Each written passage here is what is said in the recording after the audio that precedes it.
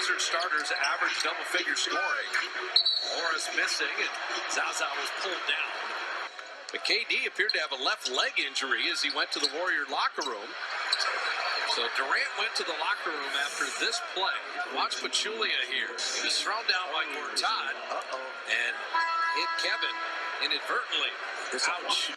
Welcome to the Six Pennies podcast, another emergency NBA edition. This is Timmy. I'm here in LA. I think I can hear the Warriors fans crying from all the way up the coast right now. Crying? Alby, you're in Texas. I'm sure you can feel the collective hopeful vibes from Rockets and Spurs fans. We have Cavs fans. I'm sure they're feeling pretty good right now too. Kevin Durant was injured yesterday. Awkward fall. He hurt his knee. The MRI just showed a grade 2 MCL sprain and a bone bruise. He's out indefinitely. That's likely 4+ weeks. The playoffs are going to start in about 6 weeks, I think. Alby, you know a little bit about knee injuries. So how bad do you think this sounds for KD and the Warriors? Yeah, I know too much about knee injuries. The only thing is they say it's a 4-week reevaluation period. So all the research I've done regarding a grade 2 MCL sprain takes about 3 to 6 weeks to heal. The only the thing that he needs to worry about, and all Warriors fans, Warrior Nation, is him rushing back. Like, let's say the Spurs actually go for the first seed and the Warriors care about it, and then he rushes back like a week early. He's definitely not going to be moving around at 100%. I think re-injury is not as high, but it's just like, is 75% of Kevin Durant better than 100% of Iggy? I guess the answer there is yes, but at the same time, like, he'll be at 75% for the rest of the year if he doesn't rest and get all the way to 100. I think it's a no-brainer for the Warriors. They're normally, I think, pretty careful about their players. They're not going to rush him back, or they better not rush him back, because even the Warriors losing the top seed still have like a much better chance if Kevin Durant is 90 to 100% versus him at 70, 75%. The Spurs are also back 4 games right now with about 22, 24 games left to go. That's a lot of ground to make up, but the Spurs and Warriors are still playing each other 2 more times. Oh, wow, 2 more times. 2 more times. So do you think they can do it? So I think this is very interesting from the Spurs perspective because, Pop, like, he's going to have these DNP too old or just resting his starters or whatever. But now, like, the fruit is dangled right in front of his nose. And the question is he going to go for it? Like, if they're like 2 games back with 10 games left, I really think they're going to go for the number 1 seed. I think he wants to stick it to Golden State. And I think that it's going to be a very interesting maybe final week and a half to the regular season. In terms of answer your question, I don't know if they can actually do it, but I think it's going to be very intriguing to watch. Well, definitely they will have a good shot because they're playing Golden State both times at home before the end of March. So those are both in March in San Antonio. So if they win both of those games, and like you said, if they're within 1 or 2, their schedule down the stretch is not too difficult there's a couple tough games in there, but they'll definitely have a chance, and I agree that Pop will go for it if they're close enough at that point. I do want to touch base on like the Spurs dynamic versus the Rockets dynamic with KD being down. Obviously the Warriors fans are very fortunate that it's only a grade 2 MCL sprain. It didn't look bad when I saw it initially, but I was like, man, it could be anything. It could be a meniscus tear like Russell Westbrook and Patrick Beverley a couple years ago. It could be a higher grade sprain or higher grade tear. Like, anything could have happened, and 4 weeks is not too bad. But my thing is, I think with KD being out, I think it helps if they were to play. Let's say KD was out, through the playoffs. I think it would help out the Rockets way more than the Spurs because the Spurs already kind of have like a KD answer in Kawhi, and the Rockets now wouldn't have to worry about KD, and they'll just like literally outscore the Warriors. So I am feeling good about my adopted team, Houston Rockets, and I'm pulling for them hard. But I mean, all indications there's the playoffs when the Rockets could meet the Warriors wouldn't be until like May. That's like 2 full months away. Like KD should be in good shape by then. If he's 80-90% and it happens to be the Rockets, do you think they still have a good shot at the Warriors? I do. I like what Morey did at the trade deadline, and I like the pieces that Houston has. I will say though, even though I think the press release said that Kevin Durant is going to be reevaluated in 4 weeks. That to me doesn't mean he's going to be back in 4 weeks. I think at that point maybe he's going to start basketball drills and running and all that stuff, and then they can make a decision. So like 4 weeks reevaluation to me gives them a huge like buffer zone on what that really means. Like maybe the injury could be a lot more serious, you know? Yeah, it's a big unknown. Let's assume that the Warriors keep the top spot and KD comes back after the first round. So he comes back right at the beginning of the second round, pretty close to full strength. They'll probably be playing the Clippers or the Jazz or even the Thunder if the Thunder somehow make it up to the 4-5 spot. What do you think one of those teams has a chance against them? Wait, you don't think the 8th seeded Mavericks can upset the number one seed in the Warriors? I mean, Seth Curry would tear up Steph.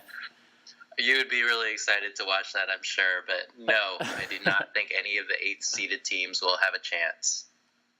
Yeah, I mean, that's what happens to the 67 win Dallas Mavericks team that lost. That's true. Payback, ultimate payback. Yeah, but second round matchup, I don't see the Thunder moving up to the 4-5 bracket, but they are playing a lot better, and the moves they made at the trade deadline was awesome. And I think they just picked up who did they just pick up? Point guard? Yesterday I watched the end of the Thunder Jazz game. Yeah. And I was watching them, and the Jazz had come back, and I was like, wow, the Jazz are really good. They have so many weapons, even down the stretch. Besides Gordon Hayward, they've got like Joe Johnson. Old man Joe Johnson still sinking mid-range jumpers in the clutch. Pretty amazing. Rudy Gobert protecting the paint. And then Russell Westbrook went full God mode and destroyed them for the last 2 minutes. Scored like the last 10 or 12 points. It was just nonstop Westbrook. With that win, they're only a couple games, I think, out of the fifth seed. Out of the fifth seed, yeah. So they definitely have a chance, I would say, especially again, like you mentioned, with the depth and the new players that they added at the deadline. So you don't think though that the Clippers or the Jazz, if they're 4-5, do you think one of them would have a shot at the Warriors? I don't think the Jazz have a shot, and that could just be like my bias or my just not really looking at the present and just thinking about the past like 5, 7, 10 years of the Utah Jazz, but I just don't see them in terms of like there's no experience outside of Joe Johnson, and there's just no way that Golden State can lose them. As far as the Clippers, I mean, we've been talking about the Clippers in the same light for the last half decade now, and their ceiling always is very, very high, but until we see it, until we see Chris Paul in the conference finals, there's just no way that we can pick Golden State. But you're right. If Oklahoma City were to jump up to that bracket, them and Houston would be the two teams that nobody wants to play in the playoffs. The Thunder signed Norris Cole. Yeah, Cole World. I don't know how much of a difference he's going to make. They should have waited because they could have gotten Jose Calderon.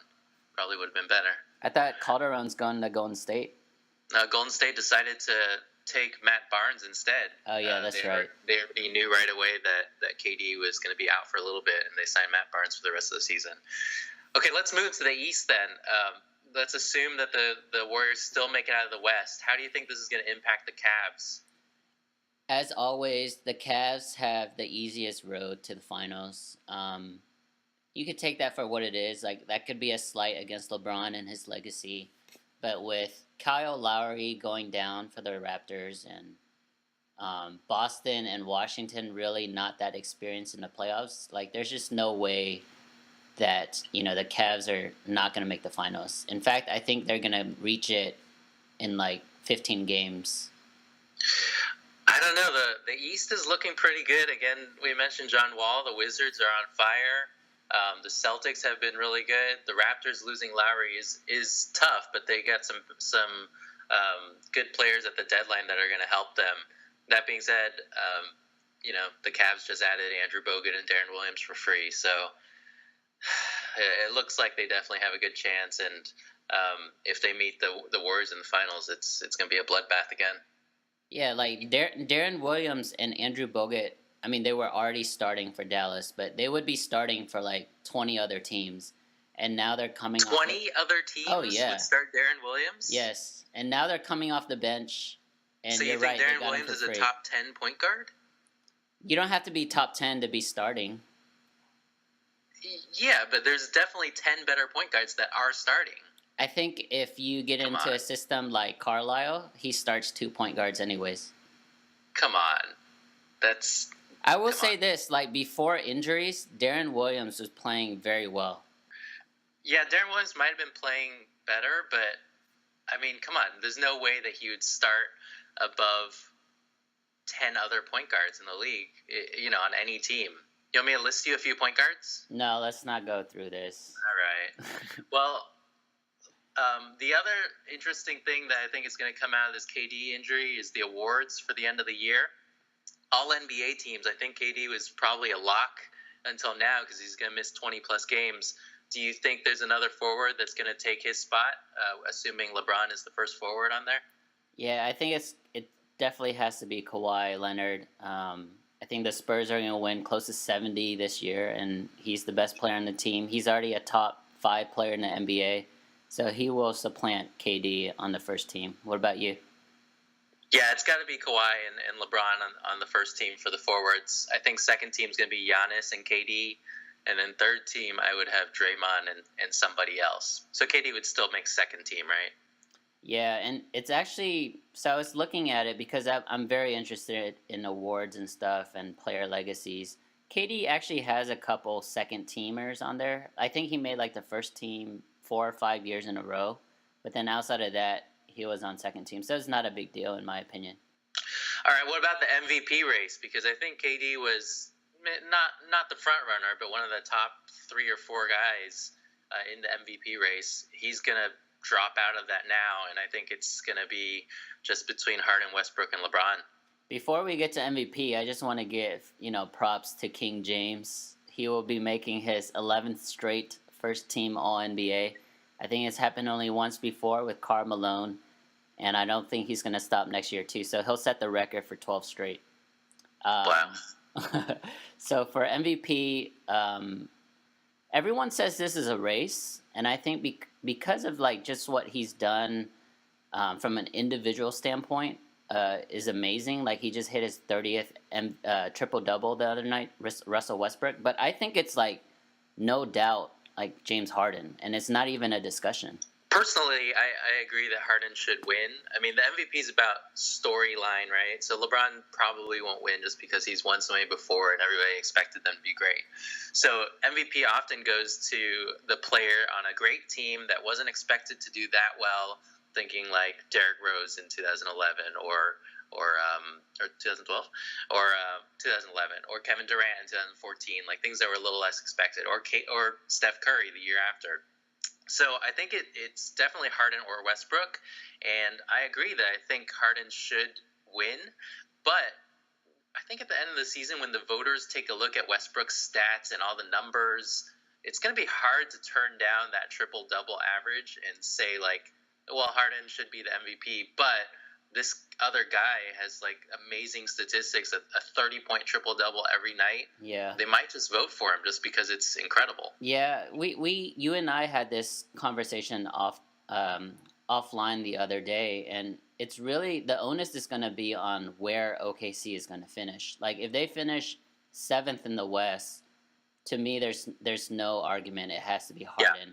But if Houston finishes 3rd and then somehow OKC finishes right after them at 4th, then it's a lot more easier to pick Russell Westbrook. With that being said, though, like when Oscar Robertson averaged a triple double, he also didn't win MVP either. Yeah, neither did Wilt Chamberlain that year when he averaged 50 points a game. Bill Russell won the MVP. Yeah, I think if Rockets are third and Thunder are fourth somehow, I think Westbrook would win the MVP. If the Thunder are fifth or below, well, even fifth, he might still win. Sixth or below, I don't think there's any way it'll happen. What if OKC is fourth, but Houston jumps to second somehow? That's too many variables now. I think Westbrook would win if they get home court advantage. I think Westbrook will win MVP. Dang, James Harden, man, underappreciated. I think he's properly appreciated. That's so mean. All right, anything else? No, that's it. 6 weeks left in the NBA. A lot of storylines now coming to fruition. I love how the Cavs, I think even before this KD injury, I think the Cavs had a legitimate shot at saying they were the better team already. Yeah, definitely. I mean, without Kevin Love, it's hard to compare right now. But when healthy, they definitely have a chance, especially with the new players they just added. Thanks for joining the Six Pennies Podcast once again. Please give us a like on Facebook at Six Pennies Podcast and follow us, subscribe to us on YouTube.